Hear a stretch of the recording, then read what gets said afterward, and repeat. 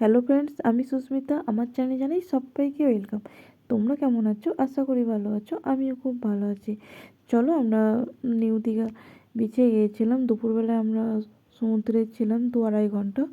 তো তখন বাড়ি এসে ফ্রেশ হয়ে রুমে এসে ফ্রেশ হয়ে তো একটু রেস্ট করছিলাম। তো অনেকে চলে গেছিলো, তারপর ভেবেছিলাম যাবো না, আর এত গরম করছিলো বিচ্ছিরি। তো আমি আর আমার একটা বড় মায়ের বোনঝি আর মামার ছেলেকে বললাম, কী রে, যাবি বিচে যাবি? বললো যে হ্যাঁ দি, চল ঘুরে আসি, এখন তো গাড়ি ছাড়তে দেরি আছে, তো চল। ততক্ষণে আমরা ঘুরে চলো।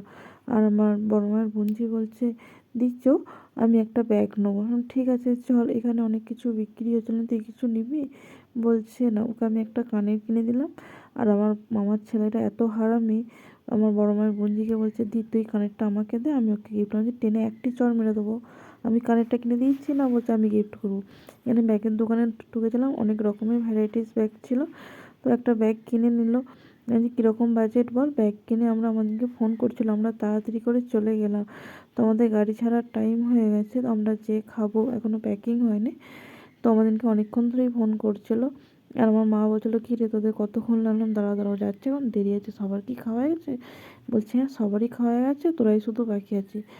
আমি বলছি ভাই চল, এখনও তো আমার প্যাকিং হয়নি। তো খাওয়া সবারই হয়ে গেছে। আমরা তাড়াতাড়ি করে রুমের দিকে যাচ্ছি। আর এদিকে খাবারের দোকানগুলো বসেছে দেখো। আর আমরা খাবার কিনে নিয়েছিলাম, আমাদের মানে হোটেলের সামনে খাবার বিক্রি করতে এসেছিলো, তখন ওখানেই কিনে নিয়েছিলাম। মানে গজা কিনেছিলাম, আর কাজুর লাড্ডু, তিলে পাটালি আর কাজুর পাটালি কিনেছিলাম বাচ্চাদের জন্য। তো দেখো কত কি জিনিস বিক্রি হচ্ছে। ভাবলাম এবার নেবো, নেওয়ার রাখার মতো জায়গা বাড়িতে ছিল না, নেই।